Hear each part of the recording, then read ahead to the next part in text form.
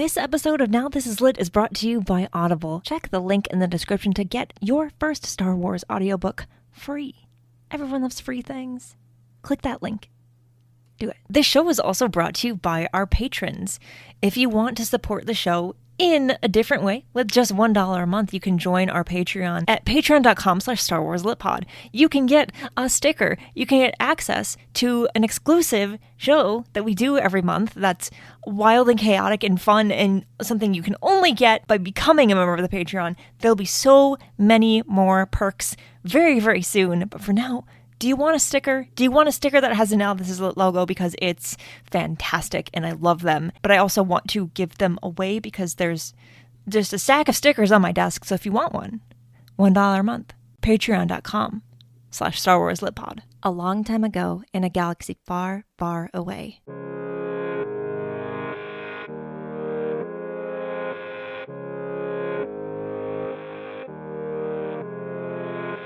You're listening to Now This Is Lit, a podcast about Star Wars books, the people who make them, and the readers who just can't get enough of them. I'm your host, Meg Dowell. I use she, her pronouns. And I always say that, jokingly, I hope that veteran Star Wars authors who haven't written a Star Wars book in a minute write more Star Wars books so that I have an excuse to talk to them, because many of them wrote books in the Star Wars universe before I started this podcast.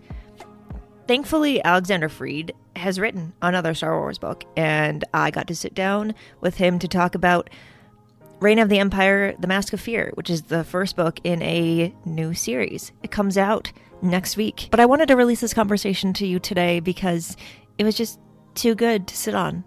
I don't want to wait. I don't want you to wait. Let's go.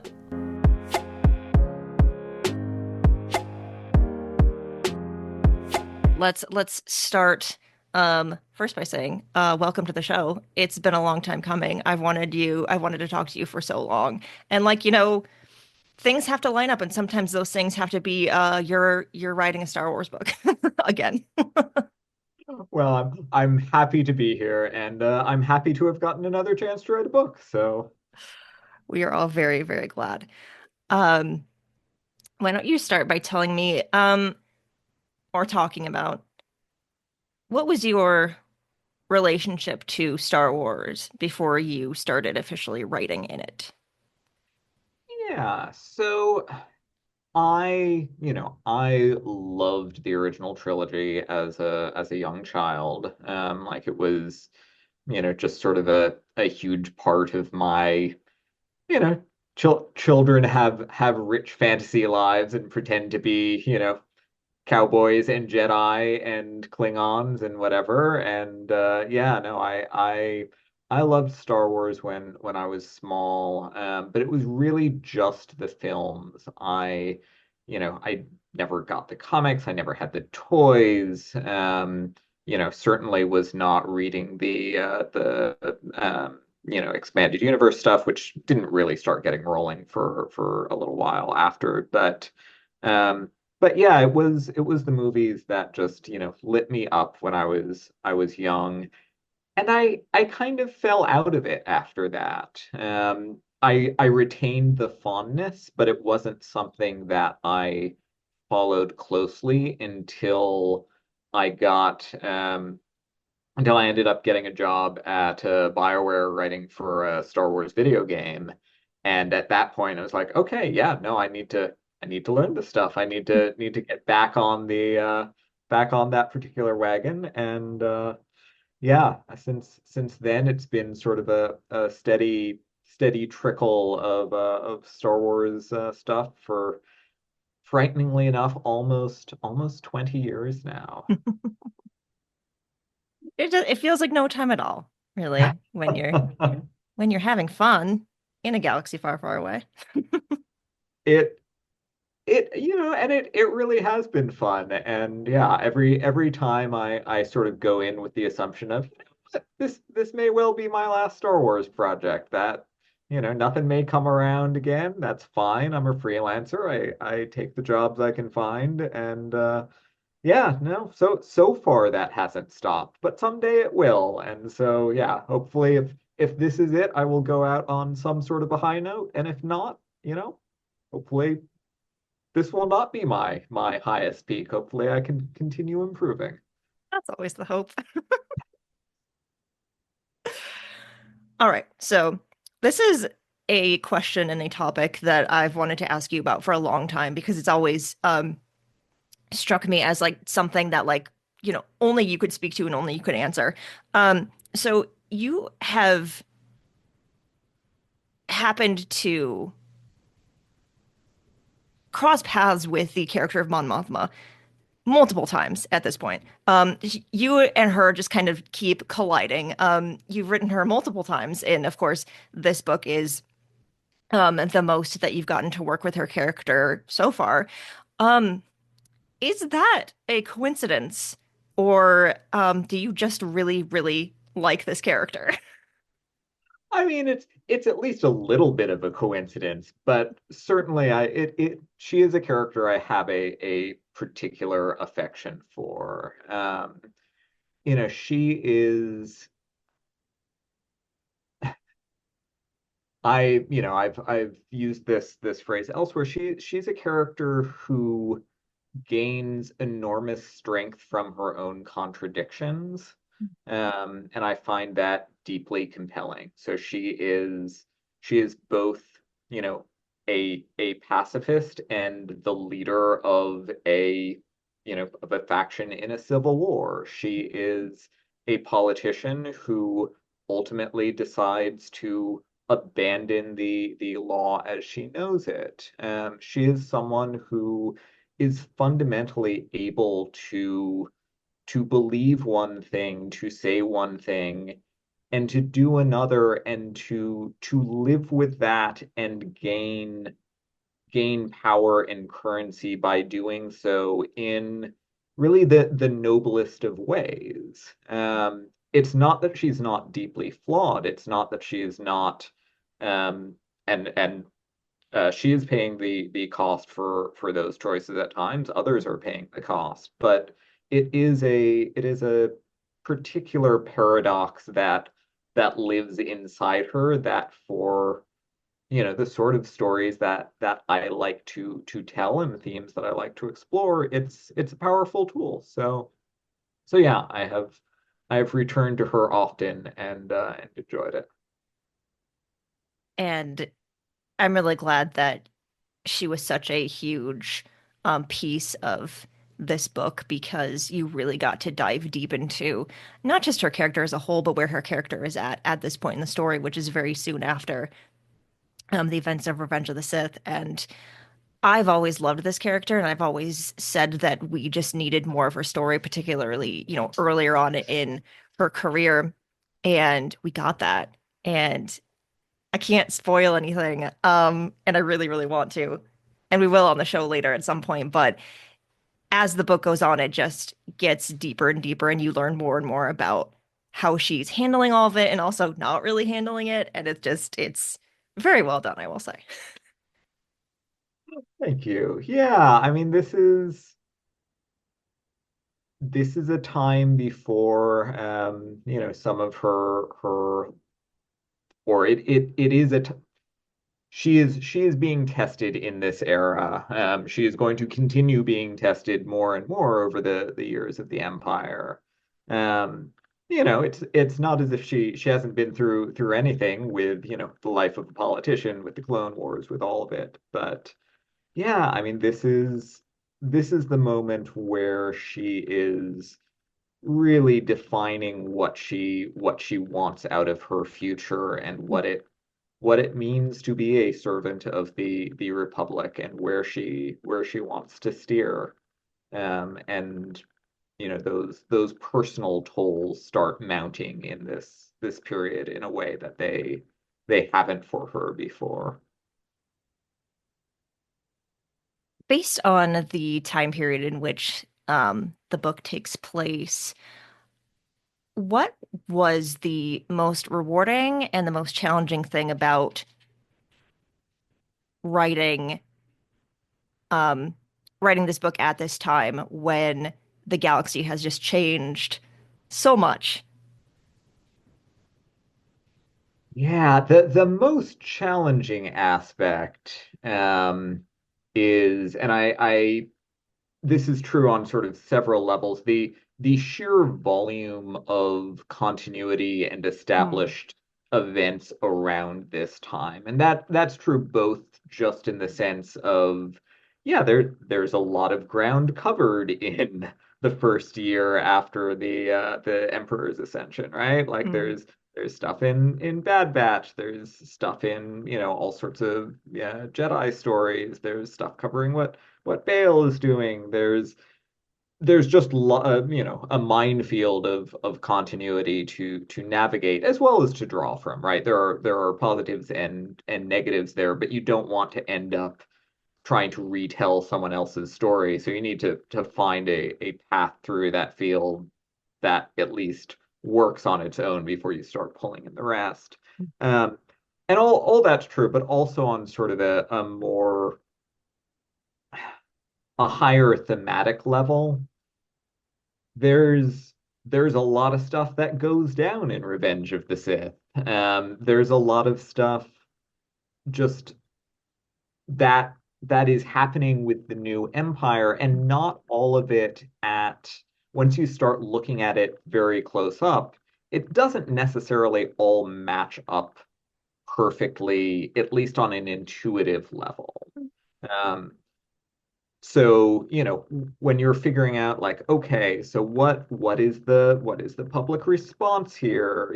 What happens to the military? Is there pushback inside intelligence? Like what's happening here? What's happening there? If there are a bunch of arrests around Order 66, that makes sense from one framing and one way of looking at that time period, but does it really gel with the way that we see things being portrayed over here? And it's not that there are contradictions, it's just that there are a lot of ideas, mhm. and finding a vision where all of it feels natural and all of it feels like it works together, takes a little bit of doing, and also felt like a necessary challenge in a book that's trying to encapsulate really the whole of the experience of living in this time period. It didn't feel like, oh well, we'll leave these big chunks out, because we're focused on this particular narrow slice of, oh, just what a Jedi would be experiencing during this time. So no, we want to bring it all together and have sort of a holistic sense of living in those early days of the Empire. So yeah, finding ways to tie it all together in a way that um, is still approachable for a reader, that still can be summarized and dramatized in an exciting plot rather than a history text like that.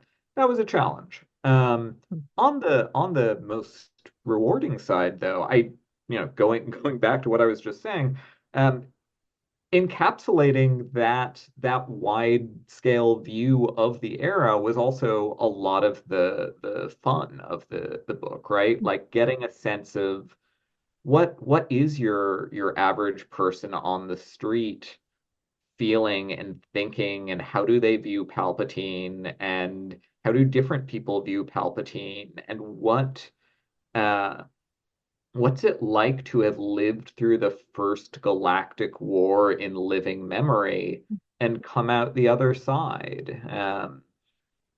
I think a lot of existing material in this time period has not delved super deep into the utter relief that the galaxy as a whole is going to feel at the end of the Clone Wars.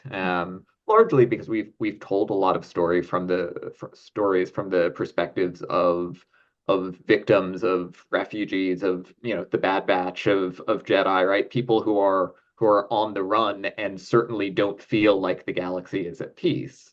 Um, but that's not true for your average citizen of the Republic. So taking that in and finding stories to tell there and exploring the themes of that of trading trading away war and getting a dictatorship in return, like what does that feel like as a trade-off? And it was interesting to kind of see the points of views of these different characters. And there's enough where you get different kind of viewpoints on everything that's happening, but not so many that you're like overwhelmed, because the story itself and the context of it is a little bit overwhelming because, as you said, um you know whatever you know about Star Wars at this time, from other media, a lot is happening. And if you're someone someone like me or someone who might be listening to this who kind of has a tendency to interact with all the new stories that come out, you have a lot of different um, things that have already happened and that are happening in other places in the galaxy, and to be able to kind of narrow in to what's happening on Coruscant, or where are these other figures going and what are they doing and why are they there. And it's setting up a lot for the books that will come later, but also it's such a good standalone story in that it ends, with some things resolved, but a lot of things not. Which we like that. Maybe. I'm glad. Yes. I mean, I certainly there was a lot of setting up putting all the toys in the sandbox Mm-hmm. for the next writers in this series for Rebecca Rowan Horse, who's doing the next book, and making sure that, okay, are there enough characters to work with that could go in interesting directions? Are there hooks in terms of theme and plot and so on and so forth? Are those all built in there while trying to make it a standalone novel that feels like a satisfying read, in its own right? And yeah, if we were able to pull that off, fantastic. You're doing a great job so far. Going into this project, was there anything in particular that you knew you wanted to write about that other creators um in Star Wars, talking about, the aftermath of um the Clone Wars, hadn't really touched before, that you were like, I want to make sure that we explore this? Yeah, I mean, certainly there was the what does your average person think of all this? Mm. That felt like a relatively fresh area. I think we're doing, this is not a topic that hasn't been touched at all, but I think we're doing more with the separatists in this time period than has been done in most Star Wars material today. Like, okay, what happened to these people? How did they feel about being on the losing side of the Mhm. war? And what became of those worlds? How did they react to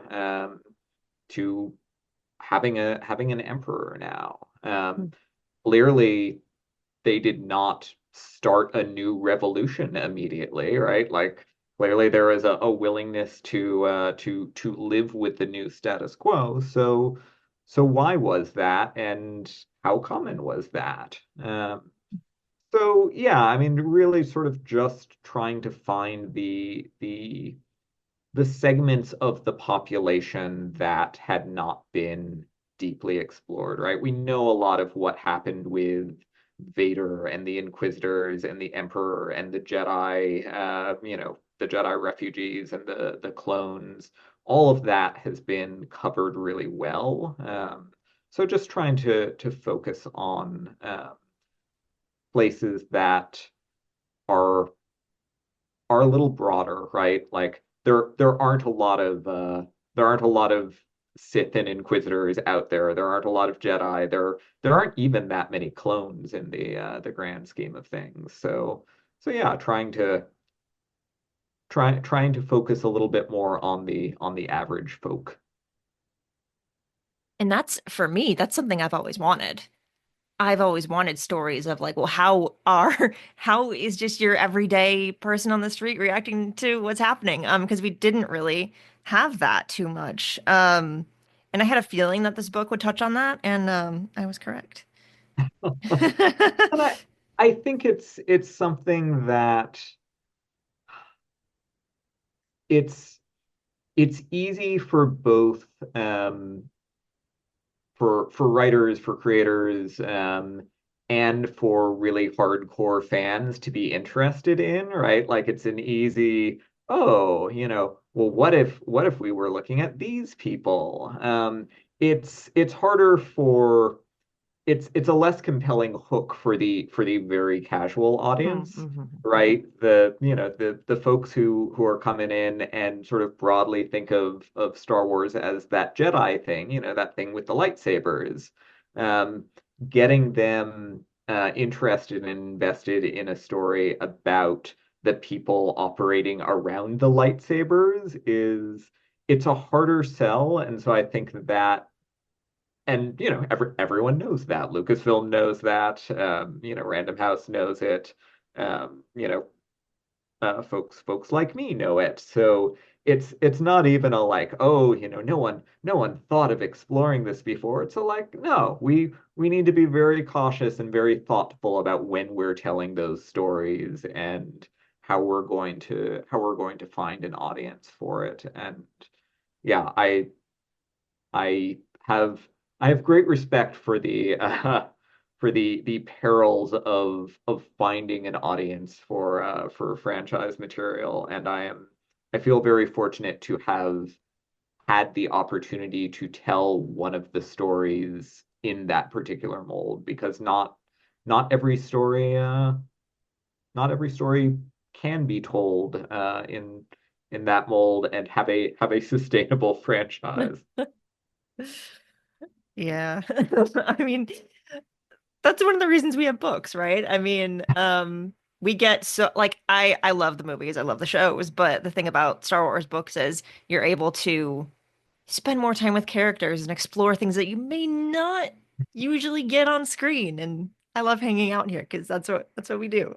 It absolutely is. Yes. I mean, books are, there's less risk to them. They're less Mhm. expensive to produce. But, we got Andor, right? Which Mm. is sort of our first on-screen focus in that particular world. And that in turn opened up some of the audience to like, oh, we these kind of stories can be kind of cool, and that opens the door to more literature in that regard. So yeah, I mean, kudos to Lucasfilm for deciding to take a bit of a risk with Andor and everyone involved in the show for pulling it off.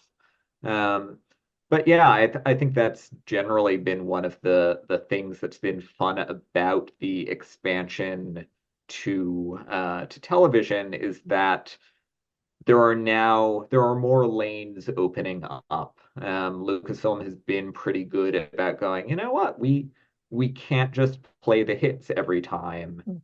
Let's try different things, and that in turn, creates more space for those different things, even in the book world, which has traditionally been a little bit more flexible than film. It's working out super well. If you're listening and you liked Andor, I think you're really gonna like this book. I have one more question for you, and it's become one of my favorite questions to ask, um, because I love the answers that I get, and we'll see how you do. Um, it's as simple as this, but maybe it's not. When you hear the words Star Wars, what's the first image that comes to mind for you? So, disregarding everything I just said, it's lightsabers. It's absolutely lightsabers. Lightsabers are great. They are iconic. Like when I think Star Wars, I think a clashing pair of Mm, lightsabers. mm. And there's nothing wrong with that, even if you can go beyond that. There's something to those. It's the existence of lightsabers. that make things that don't have lightsabers in them even more interesting. I mean, it is in some real ways, right? Like I've said elsewhere that one of the fun things about Star Wars is that it is a setting with defined, iconic, unambiguous good and evil. That, those things exist and they are color coded in lightsaber form. But that leaves a great space in the middle, right? Like it leaves lots of interesting things to do with people who do exist in a universe of pure good and evil, but who are still trying to find their own way. So yeah, absolutely. Thank you so much for coming on to talk to me about this book and about Star Wars and lightsabers and politics and all the things. It's been really, really fun. Well, thank you so much for having me. And I do have to tell you before we go, and I was debating whether I wanted to do this at the beginning or the end. But it was a really long time ago. I don't remember. It was when one of the Alphabet Squadron books came out. Um, I had written my very first Star Wars book review, and I had tweeted it out back when we were still using that platform. And I kind of was just like, hey, I wrote a book review. This is fun. And I think you'd commented on it. And you're just like, I don't remember what you said. You said something to the effect of like, great job, or this is great, or thanks for reading.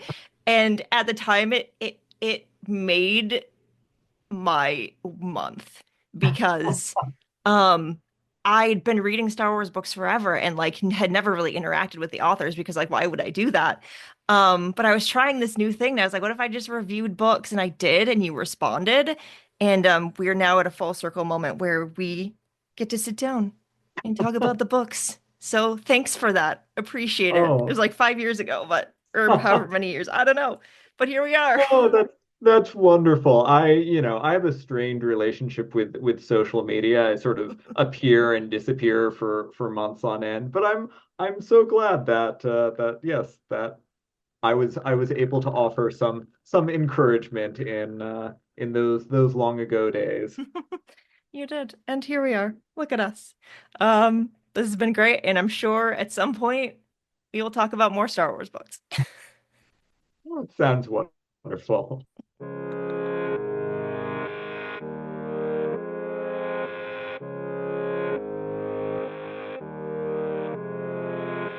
Now This Is Lit is part of the Faraway Fandom Network. It is produced by Devor Montum and written, hosted, and edited by me. Jose Jimenez designed our podcast art. You can keep up with the show on Substack and Now This Is Lit, and find the show wherever you get your podcasts. There are so many ways you can support the show, and all of those ways are linked in the show description. The newest way is to become a member of our Patreon. For $1 a month, you can get access to an exclusive show and a sticker. And if we get 500 people to support the Patreon per month, I can hire an editor. That would be great for me, and maybe for you too. So if you'd like to support the show with just $1 a month, you can do it that way. Or you can just keep listening and sharing the episodes. That is also helpful, and I appreciate it. For more book reviews and Star Wars Book Celebration, follow Star Wars Book Reviews on Instagram and TikTok.